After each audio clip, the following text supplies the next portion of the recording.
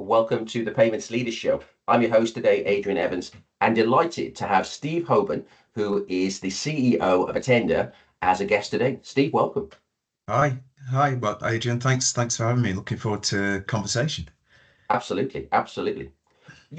On the Payments Leaders Show, what we're about is bringing the human-centric part of the payments ecosystem. But the other thing we love bringing is what are the growth opportunities? And just to give you a little bit, and Steve's obviously going to talk much more about this, but Attender is is actually one of the organizations that's really driving forward high growth within the unattended marketplace. Now, it's in the last year or so that I've been fortunate enough to learn more about Attender as a business, but actually about the unattended marketplace. Now, the unattended marketplace, the most obvious and visible example is electric cars and electric vehicles, because obviously there's charging points. And Attender is one of the organizations that actually is enabling that ecosystem to come to life. But there's so much more to that as well. From a retail perspective, there's now almost whole shops where you can actually, there's no human in attendance, yet you can buy.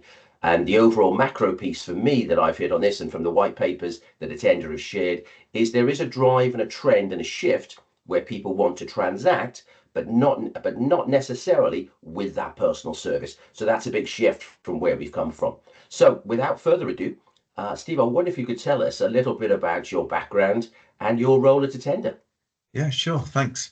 So yeah, my background predominantly is actually in grocery retailing. So I've spent almost 30 years in some of the big brands that people will know, like Sainsbury's, Asda, and predominantly in the commercial sectors, sort of buying, category management, procurement, and then I did spend a few years actually in marketing, sort of developing and designing and launching two loyalty programs actually, and I stepped actually, almost left the sort of retail side and went into the service side 4 years ago when I joined Attender. And that was a big step for me because it's a totally new industry to me. It's not something that I'd kind of been involved in before, but I found it really a really interesting journey because I can apply the lens of not only the sort of our customers, Attender's customers, but their end consumers and what drives a customer's behavior as they're coming into your shop or your cafe or your restaurant or your bar or your petrol station to spend money. And I think that's helped me a little bit over the last sort of 4 years. Excellent, excellent. So could you just tell us, obviously that's a fascinating journey there from retail. So I suppose it's great as well that it's not just a payments background, but can you tell us a little bit about Attender Yeah, and your role as CEO within the business? yeah, sure. So we're actually a 30-year-old business. We're held under a group called Shoresight Group, founded by a gentleman called Jeff Oldham 30 years ago. And it was founded on actually a very traditional product, which is health and safety audit programs for petrol stations. Right. And we've built that over the last 30 years to be a successful sort of company in its own right that we have. We do about 4,500 audits a year across the industry. And we've stepped beyond also just doing petrol stations. So to operate a petrol station, you have to have something called a Desir risk assessment, and that's what we physically provide. Yep. Um, and then Jeff, in his wisdom, started to add other products and services to the company. One of them was a software as a service, which was a monitoring system called Wetstock that measures the tank underneath the petrol station. You'll see a Yep. common theme. It's all about petrol stations. Yep. And then he partnered with a gentleman called Nick Healy, who understood payments because customers were asking for payment services, and that was founded 20 years ago, which is Attender. Yep. I joined the company 4 years ago when it was a bit of an inflection point. We'd lost a customer that was very important to us. So I was brought in to sort of stabilize the business Mm. and turn it around. And that's kind of the journey that we've been on for the last certainly 3 years. And then actually this last year we've been accelerating as you start to describe at the front into unattended payments, Yep. which has been a good success for us and was really born out of actually, when you drive your car onto a petrol station and you think of that journey in your mind, we traditionally were providing the payments for the petrol pump and the shop. Yep. Yep. but actually, there's so many other ways that customers pay for things on a forecourt, right? You know, you've got car washes, jet washes, coffee shops, laundrettes, you Yeah, know, many things that are actually unattended, how you yeah, described it at the start. And so our journey into that actually came from a point of how do we provide a one-stop shop for okay, payments, acquiring services on a forecourt beyond just the shop and the petrol pump. brilliant. So I wonder if we could just look at the industry. What are the big trends that have brought in the payments industry that have brought this unattended space to to life and to the growth that it's now experiencing? Yeah, I think Adrian, it's always been there, right? You know, we all remember like car washes and jet washes and air. Yeah, yeah, But I think that what's been evolving and changing over time is you know, customers no longer have to walk into the shop and pick up a little token to pay for their service that they're looking yeah, for. You know, they're literally using their phones to tap a device that activates something. mm, So whether that's a vending machine or whether it's a car wash or yeah, you know multiple ways that you can do that. And I think you know in our time over the last sort of 4 years, it was obviously accelerated by COVID. sure. You know, this Okay. move, excuse me, this move from sort of cash and face-to-face payments. Yeah, I think it was happening anyway in the background, yeah, but actually COVID just overnight transformed that industry. Um, and so I think it's also meant that end consumers are starting to think differently about the way they pay for things, yeah, and they want more frictionless and seamless ways of making payments that you know is quite exciting actually for the future, but is also a challenge for retailers yeah, because you know as you know my sort of knowledge of the retailers is you want to put a little hurdle in the way of a consumer to yeah. make them stop and think about what they're actually paying for and to try and actually upsell them and cross sell them, right? Try and Of get one course. more thing in the basket. Yeah. So it's quite an interesting dilemma as Okay. technology accelerates ahead and makes it easier and easier for consumers to pay. It then makes it harder and harder for retailers to think, well, how do I actually cross sell them and upsell them and get them to spend more with me Yeah. effectively, which is what they want what they want to do.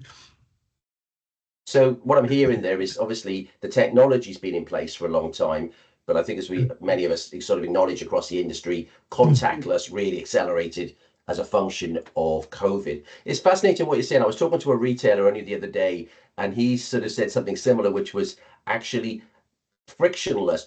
As a retailer, you almost want a little bit of friction. And he used the Yes. example of Yeah. loyalty.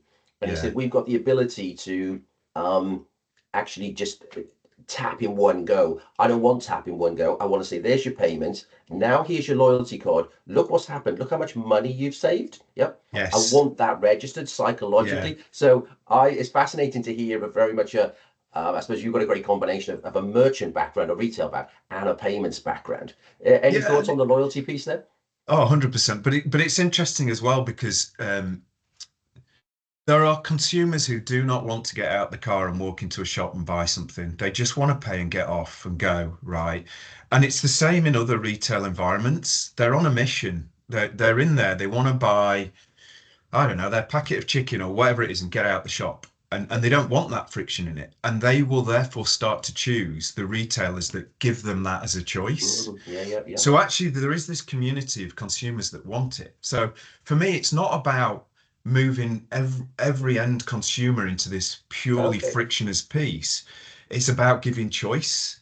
Mm, And actually, the way that you can use loyalty is to reward them to do more with you, but yeah. still give them that amazing simple payment device. I always think about Amazon Go, and I know it's not really, it didn't really succeed and take off, but what Amazon did was get people in a room and go, what's the worst part about shopping, Mm, right? It's paying, right? It's the actual pain of paying and money leaving your bank account, but actually it's the process of queuing at a checkout, yeah, yeah, having yeah. to then actually physically pay. So actually it was quite brilliant when they came up with, well, just imagine walking into a shop and walking out. Mm, Yeah, because that seems yeah, mad, yeah, yeah. right? But again, all customers don't want to do that. Some customers actually want to actually have a conversation with somebody. They want the experience of being at a checkout. So I think the sweet spot is the choice for the end Right. Okay. consumer that's important there. And you can't ignore that technology is moving ahead. And the one thing that I think is a challenge for us in the payments industry is is it's not that simple. I mean, I bring it back to the EV that you talked about. Yeah. It's such a chain of people involved in taking payments, right? The POS providers, the acquirers, the banks, the card issuers. And we're not great as an industry at talking to each other. And therefore, Hmm. sometimes it can be quite a complicated solution, which makes it hard for innovation. And if you think about EV, right, why is it so hard to put some electricity in your vehicle? Why? Why can you walk into a coffee shop, tap your card, and walk out with Yeah. a coffee? Whereas you drive up to a charger and it's like, right, which app do I need? You know, how am I going to pay for this?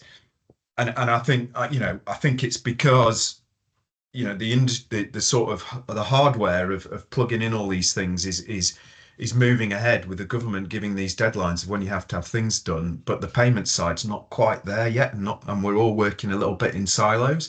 Yeah. So actually, the consumer experience is so far off frictionless in Right. EV, it's almost like archaic.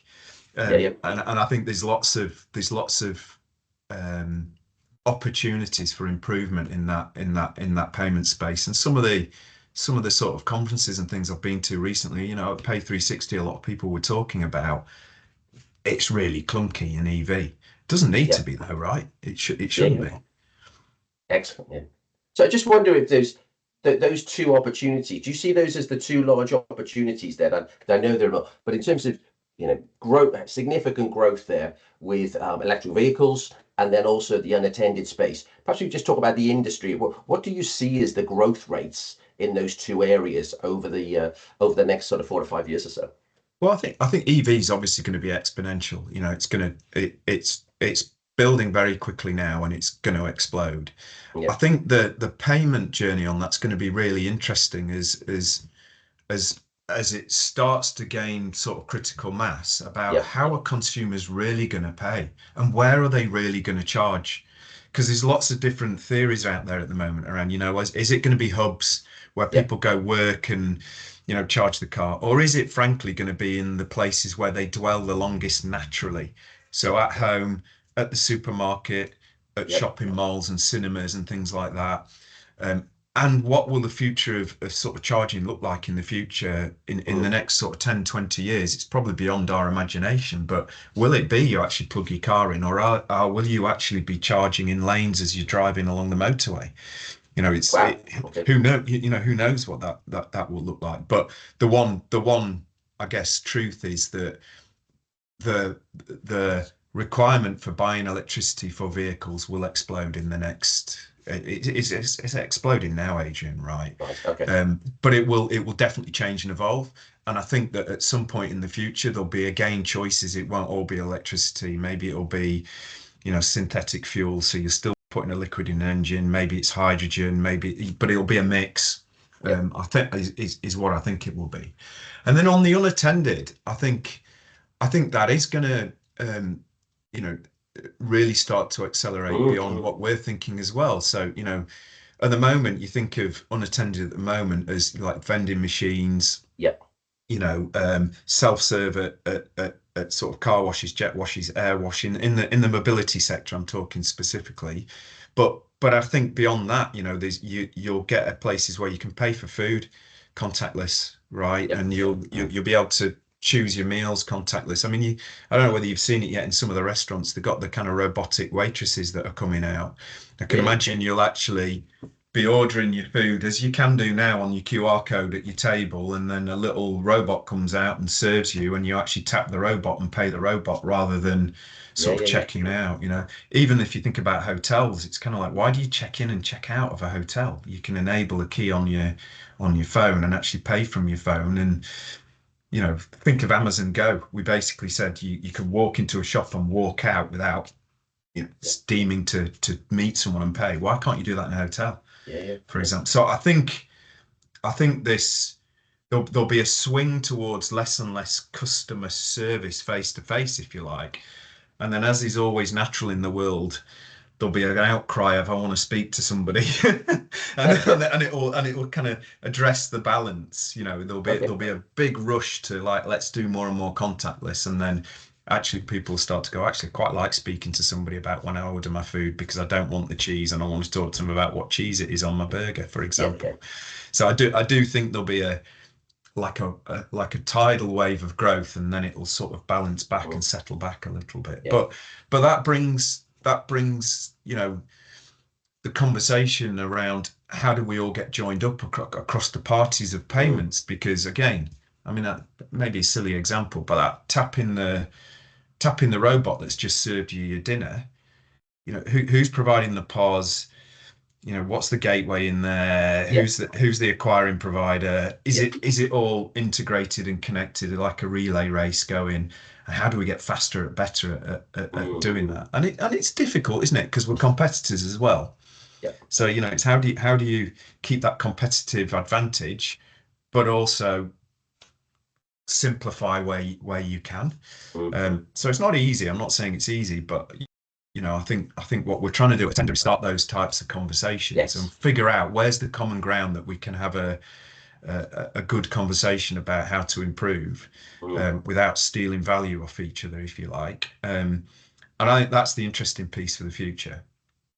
absolutely, absolutely. And it's fascinating you just in there about the unattended space. I know a friend of mine who was in continental Europe, and he said, I bought eggs from a vending machine. Now, Yeah, if you said to me, right, what's the one product? What's one of the products? Whether it be two or three for me, but you know, like eggs, bread, and milk. And it's like, no, no, no. What happens? This is really straightforward. And in fact, he then said, this the next time I went back, he said, this is expanding to a bigger shop, and it just yeah, gets filled up 3 times a day. This works. It's contactless. It's simple. So I think some of these boundaries, but the two things I'm hearing consistently from you is like there's high growth here, but to take advantage of that, there's a definite challenge there for the payments industry.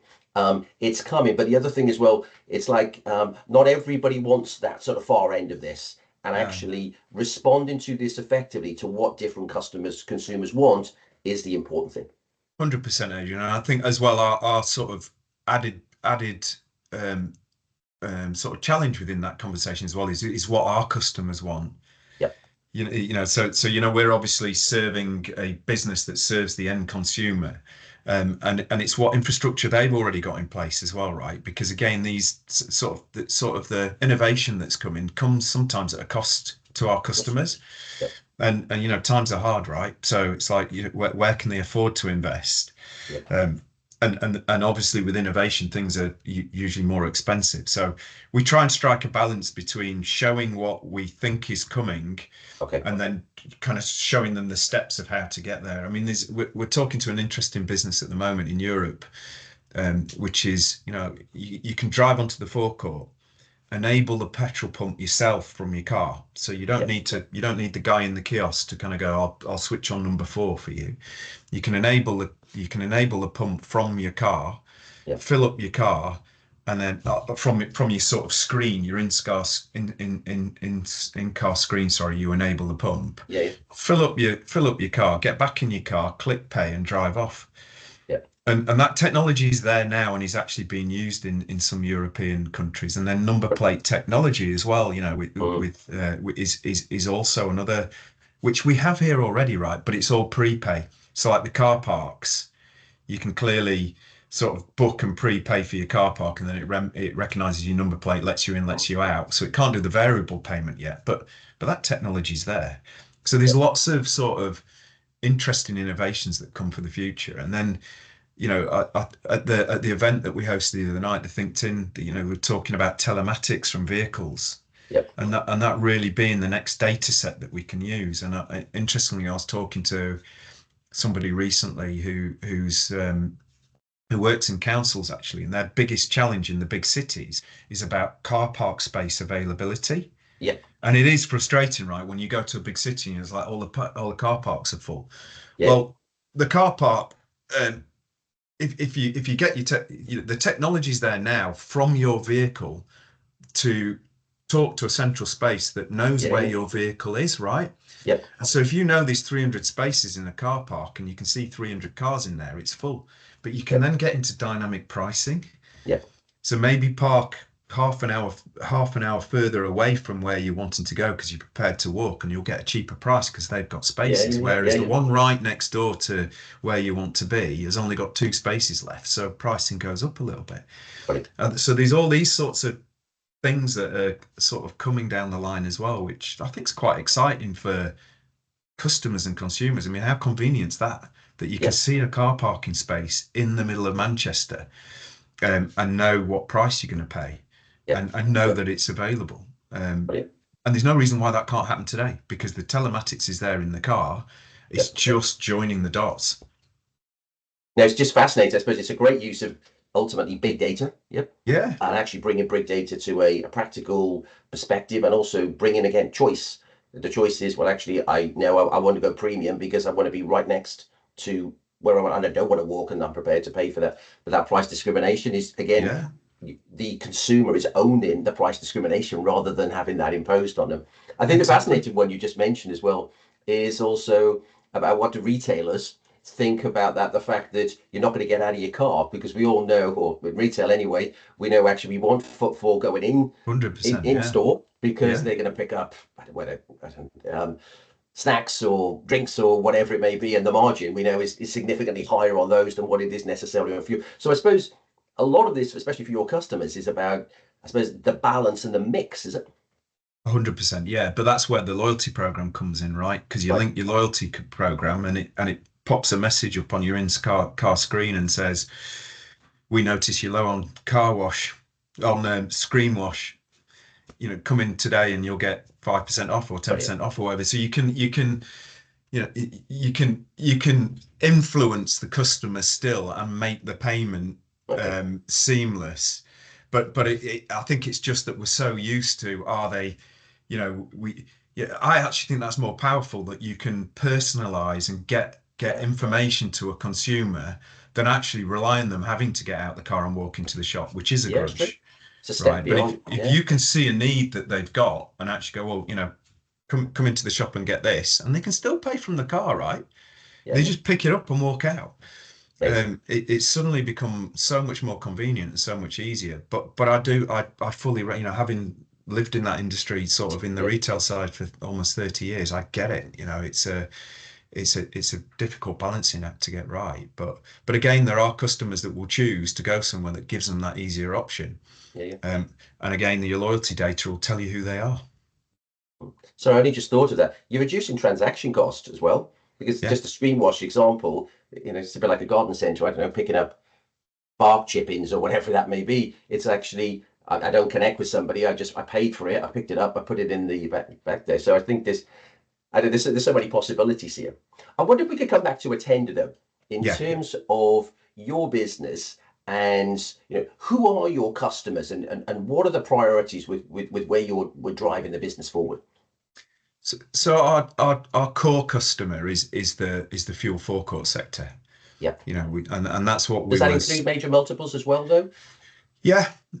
So yeah, we deal with some pretty big brands, and we've built that trust over in the payment side from over 20 years. Right. Okay. Um, Steep. Right. and I think what's driving us forward, or what was driving us forward, is what I described earlier, was, as we'd sort of fixed the issues that we'd recognized from some of the customer feedback that we were getting, and starting to stabilize the business and turn it round, was like, well, what next? What else are we going to do from a payments perspective? And that was where it partly came from sort of customer requests, and partly came from us thinking about the petrol station. That's what it was. It was the petrol station.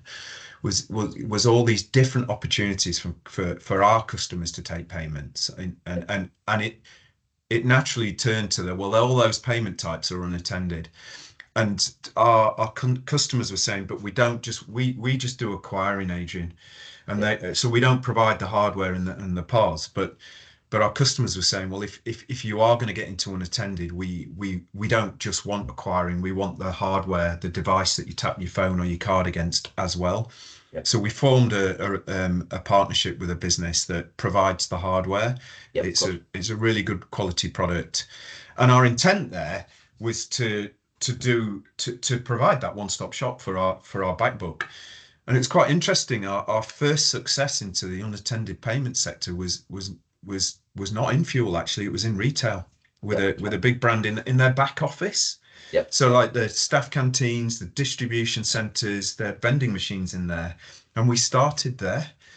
And then we actually went onto ferries, Yep. which was interestingly because they didn't actually have unattended. And you think, well, you've got a captive audience, you want to be able to. Yeah. So we got onto ferries. And then we actually won a customer that wasn't an existing customer in the forecourt sector, though. So we won all their car washes, their jet washes and air. And then it just started to sort of expand from that as we built the sort of reputation of we could actually do unattended, and wrap it around the quality of service that we already provide. Yep. And so now I think we're at about 12,000 sort of devices that are out in the market that we've built over the last 18 months. Yep. And we're continuing to sort of grow into our back book. That's kind of ironically the back book, our existing consumer base has only just started to sort of buy from us. And I think, to be fair to them, I think that was a bit of us building the reputation that is actually something that we could do credibly. And then so we've stepped beyond fuel, if you like. We're just any sort of vending or unattended we've stepped into. And then actually a few of our customers are actually present in Europe. So we've set up a European facility. We've got 4 customers that we'll start with in Southern Ireland. Yep. And then actually into mainland Europe, we've got 2 that are in advanced conversations with us. And they are actually back into the traditional fuel sector. So one's a petrol station group, yep. And the other one's actually an EV group. And we've started on the EV journey, and we've got 1 customer that we started with them, and we do actually have a product. We haven't really been pushing it and marketing it, which is an agnostic app. Yep. So actually, you can have any make of vehicle and use any charger and just have one app that will enable those payments. Yeah. Which is good. And then the other challenge in EV actually is the average transaction value. It depends on where you are, right? But yep. It's actually less than you think, especially really? Especially on curbside. So the economics doesn't work from a payments perspective. If you're just like splashing and dashing, you're just literally putting in 50-60p's worth of electricity. So we can consolidate that payment into effectively a single payment and then release it in once. So there's only one acquiring charge, which is really, we're finding is a really useful solution for customers. And we're really happy to just white label that app. It's not what we do. We're not app developers, and we've done that in partnership with somebody as well. But we think that's a pretty neat solution for the sort of EV sector that we think will accelerate in the next sort of 6 to 12 months for us. Excellent. So you obviously see the significant opportunities in terms of the install base, dare I say, that of customers you have, but obviously in terms of net new as well. It's interesting for me though, if I could just talk brand for a second though. Yeah. I find this, and we were only reflecting the other day when in our pre-call, where in the payments industry, often these brands appear, and then they sort of almost seem like they're building a minimal viable product at an accelerated rate. Yet we know if there's one word that sums it up for me, the payments industry, it's about trust. When I walk into my local coffee shop and I present a card or I tap or whatever I do, I'm trusting the 4-party model is going to work in place, and the retailer's going to get paid, and they then trust that my bank's then going to pay them, and there's a network in between. But you've built 20 plus years of what I would call business and trust, and now the brand is almost as if the company and its delivery ability is ahead of the brand. I'd love to hear your thoughts on that. Yeah, it's interesting because I look at what sort of Jeff and Nick had built over the years, and exactly what you've described is it's like built on trust, that when we say we'll do something, we'll do it, and it works, and it's safe and secure. And you know, in a very humble way, we hadn't really talked about who we are and what we do. Yeah. And so we've built a pretty large scale business. You know, we're a small team. We employ about 30 people, Adrian. But the business is of scale in terms of payment volume and value.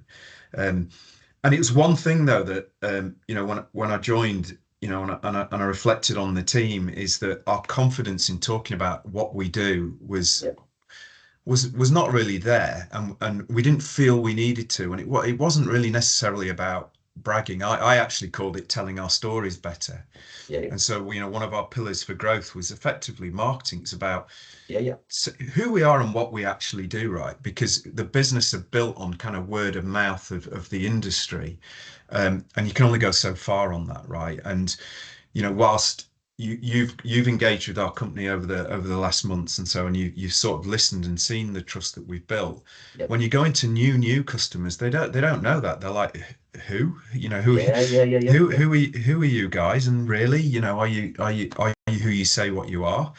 So we spent a lot of time shortly after I joined. You know, we didn't even have a marketing manager. We kind of gave marketing to the operations lady and said, "You can do that." You know, it's kind of like you know, in addition to your day job, which was not right. And so we invested in bringing on board a marketing manager to professionalize us in terms of, you know, tell us how to do this, and then just set on a path of telling our stories a little bit better, but still pretty much traditionally in the fuel sector and very much around, you know, the petrol pump and the shop.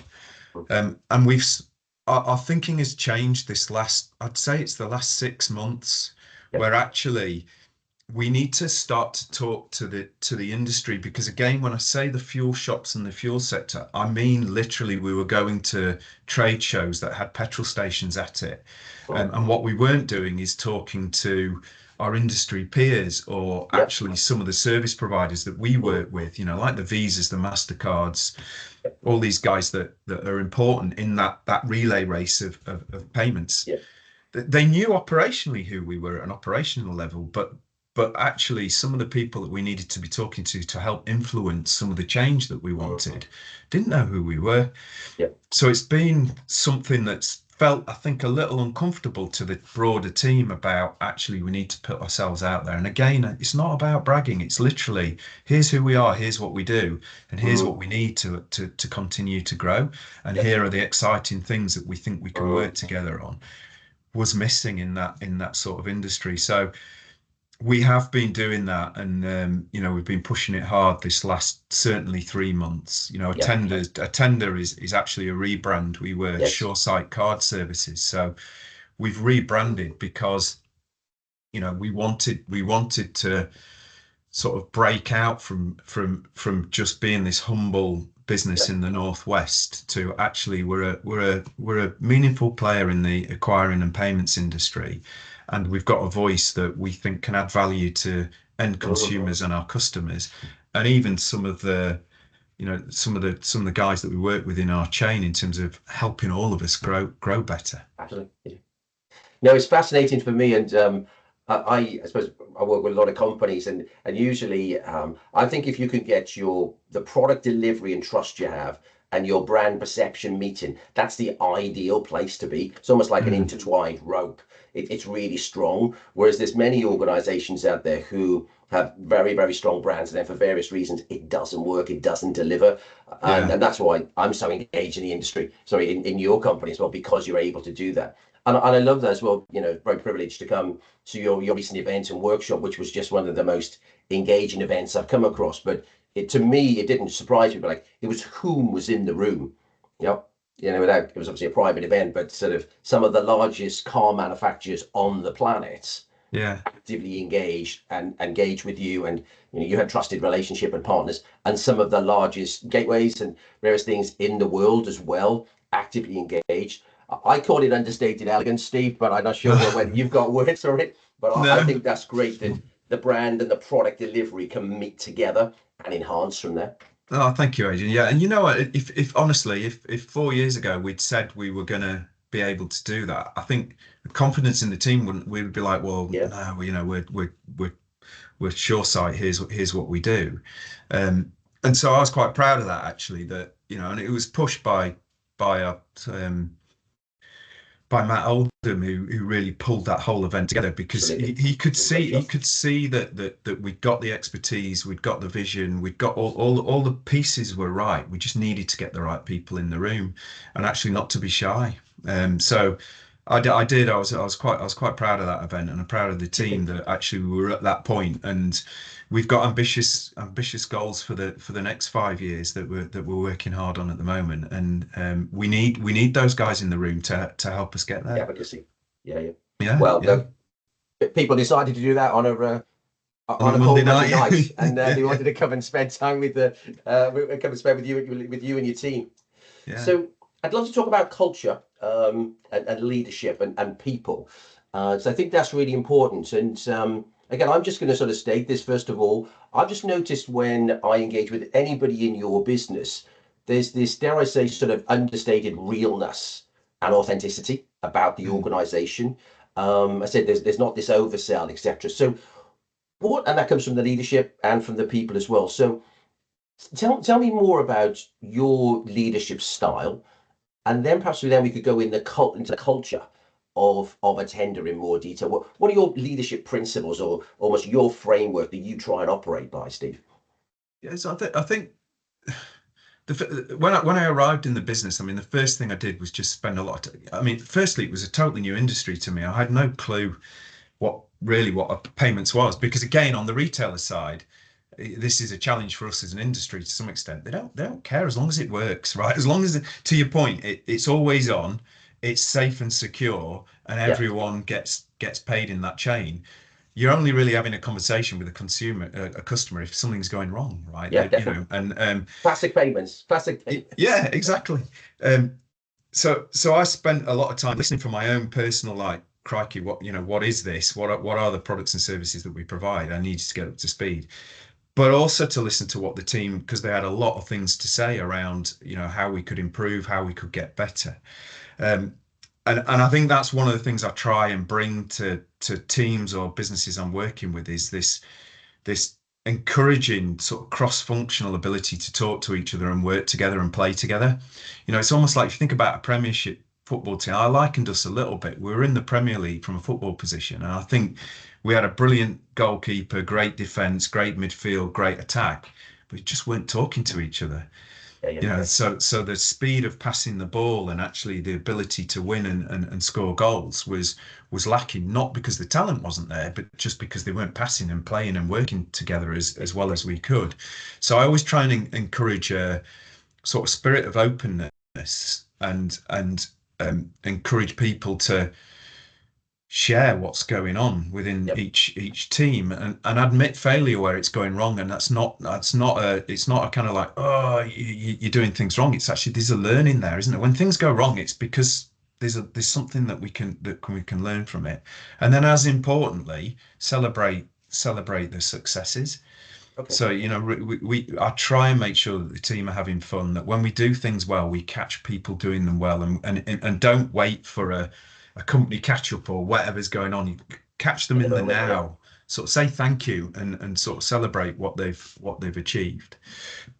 So I started from there, and then the other thing was just simplifying some of the things we were working on. Again, we're a small team, we're a small business. When I joined, I think we had I think we had 30 critical projects, Adrian, that were being worked on. I mean, 30. And you're like, it's the same 4 or 5 people that are working on these. And so therefore nothing was really landing or reaching conclusion, because there was just too much going on. So in listening to sort of our customers, and in terms of what they needed, and then listening to the team, I really wanted to get it down to sort of 3 or 4, and have a subs bench of things that you could bring in. But actually, we couldn't get it below 7. So we called it the Magnificent Seven. There were the 7 key projects, Yeah. and as important as the numbers and the profit and the sales and things like that was the Magnificent Seven. And every time we had team meetings or catch ups, we'd go, how are we performing? We reflect on the business, look forward, and we'd review the Magnificent Seven, almost like project management, and we'd celebrate those as we tick them off. Um, And I thought that was really important because you can then see progress, right? As you were ticking them off, you go, right, we've fixed that, or we've improved that, or we've launched that. And Mm. those were other moments then we could go back and actually celebrate with the team about, we said we were going to digitize the business. We've launched Connects. What an amazing result we'd managed to achieve. And so I think that's really important, that try and simplify the number of projects that everyone are working on. And it was something that Asda, when I sort of was working back in the Asda days, they were pretty brutal at it and really good at it as well. It's quite uncomfortable. Yeah. Write your list of 10 things and actually you can only do the top 3. Yeah. And they're like, oh, but I need to do number 6. Well, maybe number 6 should be in the top 3 then. Well, no, but it drives really interesting conversations about, are we investing in the right ways? Do we have the right resource? Why is it that you feel you need to do all 10? Because some people they like these sort of being busy on it, on everything that we're working on. So I made those key projects as important as the numbers, because actually they enabled the numbers and have helped us be where we are today. So I think that's kind of the approach that I like to take. Excellent, excellent. I'm hearing quite a lot of things there.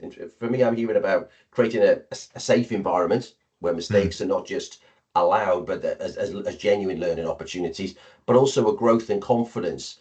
So you mentioned that when you first came into the business, you were sort of quite a pivotal point, and actually, I'd imagine, I believe you lost a large customer. There was a bit of a shock to the whole.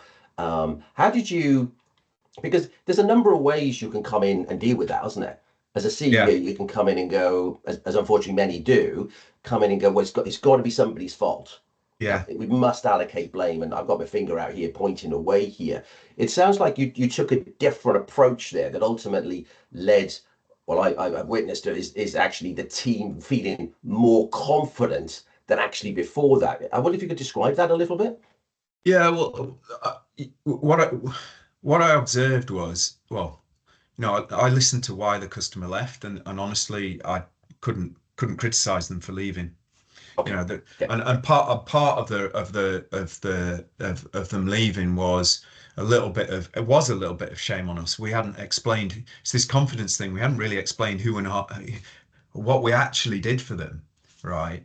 And then part of it was some things that we just weren't doing well enough, and our competitors were. They were they were getting ahead of us. So the approach to that was, well, we need to address those points and fix those points. So rather than actually pointing it back to, it's Adrian's fault because of X, Y, and Z, it was like, actually, what were the problems? And just being actually where I was honest with the team was, we lost that customer for A, B, C, D reason. And that's not debatable. Whether you agree with their decision of leaving, that's why they've gone. And we need to look at the rest of our back book and think, would they be in the same position if we ran the tender tomorrow? Right. And so rather than going, well, actually, point A was Adrian and point B was Steve and point C was John, we actually, how are we going to fix point A, B, C, and D? The first part was the business just understanding and agreeing whether they liked it or not. It was for those 4 reasons that the customer left. And so once we'd sort of got over that shock, if you like, of those were the reasons why, it was like, well, actually, when you look at them, we're more than good enough for those 4 things. So it's like, what are we going to do to actually make sure that no other customer can give that rationale as to why they would leave the business, and potentially share with the customer that are left our learnings from that, and see if they'd be willing to come back at some point, whether that's at the end of the new contract that they've got, or And so I put the energy and effort. It is what it is, right? They'd gone. So rather put the energy and effort around getting the team to understand why they'd gone and getting them to accept that we needed to work on it. And then honestly, Adrian, if there'd been members of the team that just didn't accept that might have ended up being a different conversation. Sure. But it was clear, and we, and the team sort of gelled around it, and that's why the Magnificent 7 projects was in place. And actually, we created a burning platform of another customer's tender was coming up. If we lost them, it was material for us. So let's let's put all our energy into fixing those issues, and Yeah. actually then leapfrogging, how do we that gets us back to where base is, if you like. That doesn't improve the business. That kind of gets us back to base. And it's like, then what do we do to no longer be complacent, to continue ahead of the curve, be clear on what our competitors are up to, make sure that we're sort of trying to lead the way in the payment sector rather than sort of playing catch up. So, what we fixed was catching up. Then it was no more than that, and actually it was then about actually how do we go again, and make sure we're not. I mean, you can lose. Everyone loses business. There can be multiple reasons, and it can be as simple as your customer just wants a change, right? So, Yeah. but we needed to get ourselves into a place where everything that's in our control is in our control, and we're confident in it. So I love that example. Obviously, it's my piece. Obviously, we focus on leaders and culture. That's our piece in the payments industry. But what I like about that example is the fact that you got to the heart of the matter, and just said these were the actual problems, and we need some reality focused here. And actually, we can solve this, but let's anticipate some of our other customers. What are their needs? We don't want to be here again with them. But actually, sounds to me like as well, it could have been very different if there'd been a lot of resistance Oh, to yeah, that. Could have been yeah, very different. yeah, There might be some very honest conversations. But it also is if the team come together and said, well, we're not doing this again, but actually, we need to step up. Sounds like as well as much, it was a communication they needed to step up as much as anything else. But also, yeah, it is a neat story. There's a growth story, but also it's entwined with getting the best out of your people, really. yeah. It is, Adrian, and that was what the team. I had no worries about the team's capability, and actually, it comes almost like full circle to that almost like humbleness of not talking about what we do.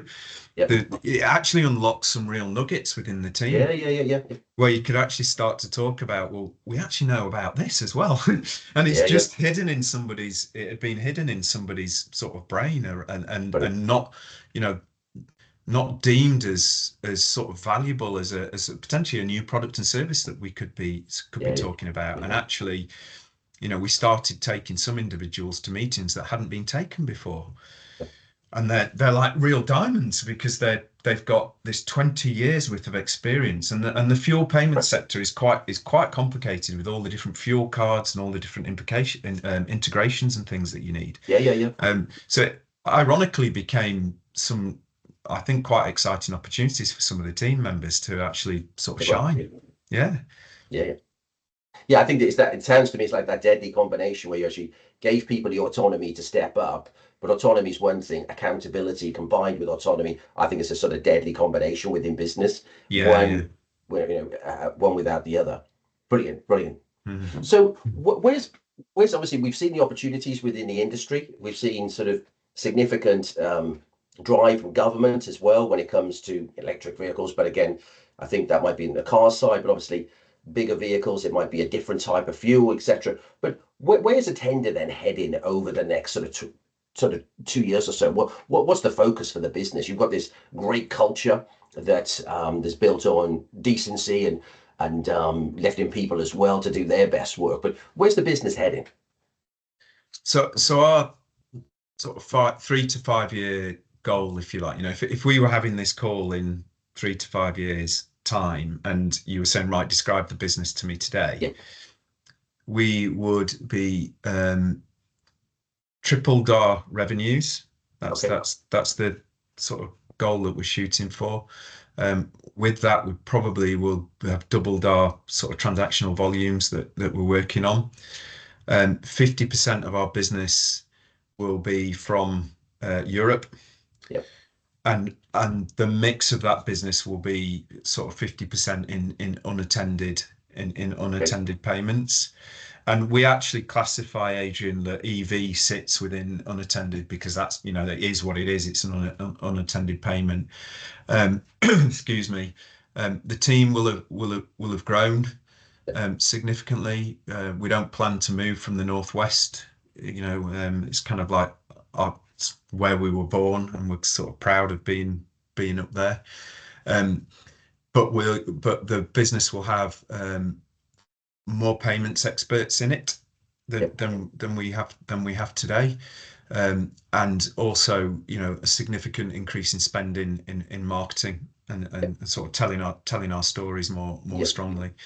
You know, and I would like to think that when we're at various events in the future, like the Payments Association or Pay 360, our brand is much more recognised and well known, and Yep. is probably seen as a peer within the group. And you know, that's we're going to have to work at that. That comes back to this kind of like that's beyond our comfort zone. Matt Yep. often talks about, you know, we're all substance, no style. So how do we dial up the style? So I hope in 3 to 5 years' time, our style is dialed up loudly. Beautifully put. Beautifully put. As I say, I love the fact it's that way around. There's so many organisations where it's the other piece. So Yeah, and you Steve, know, and so just finishing on that is like, you know, one of the with this, being a small business, sort of succession planning is really difficult. You know, because you don't have like multiple opportunities and big teams of things. But I would like to think that we've promoted more from within.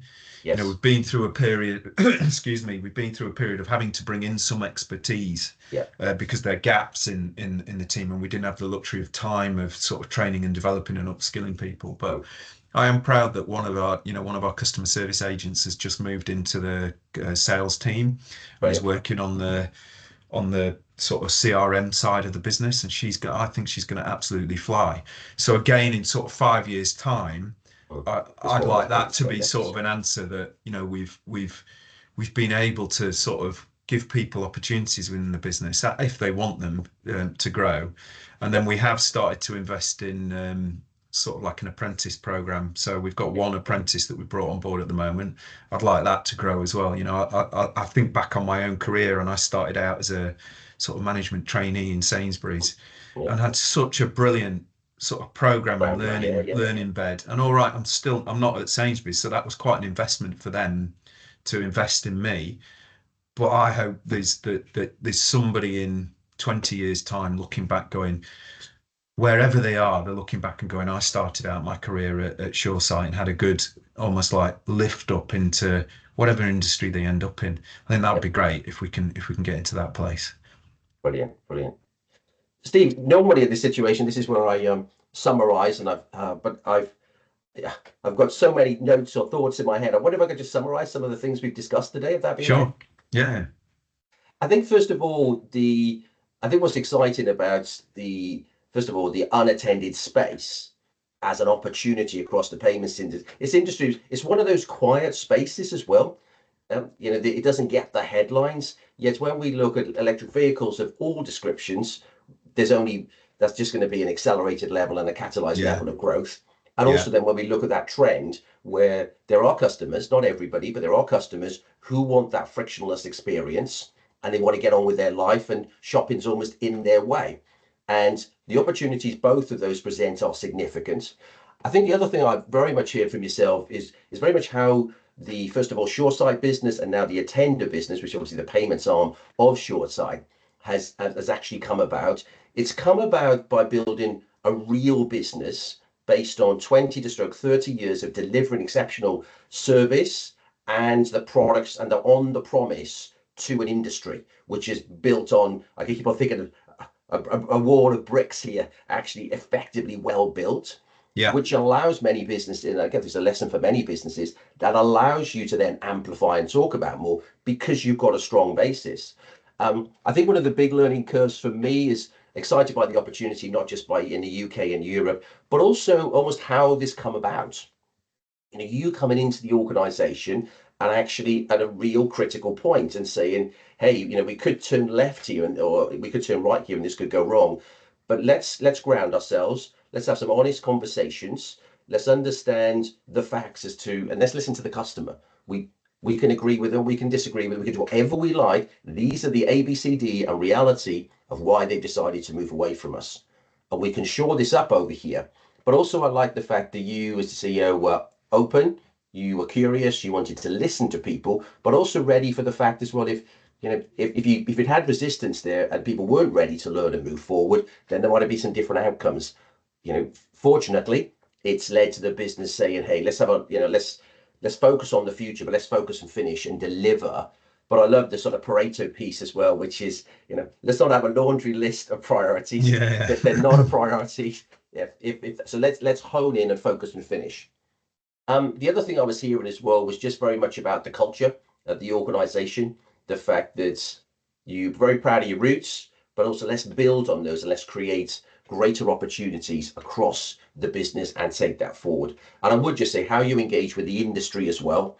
I don't mind saying this, the event I went to 3 weeks ago today was singly the best event I've been to in the payments industry, because the level of insights, the level of engagement, and actually everybody, as I say, it was very well attended, but very well engaged and very well structured to make, we weren't talked to at all. We were actively engaged and said, we want to grow this for the betterment across this.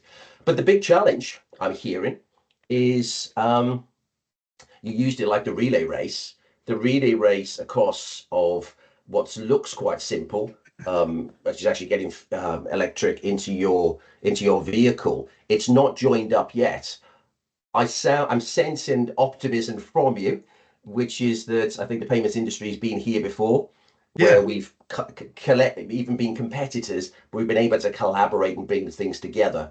So I'm sensing the challenges for the industry and yourselves is how do we collaborate effectively and partner effectively to realize this opportunity so all boats can rise?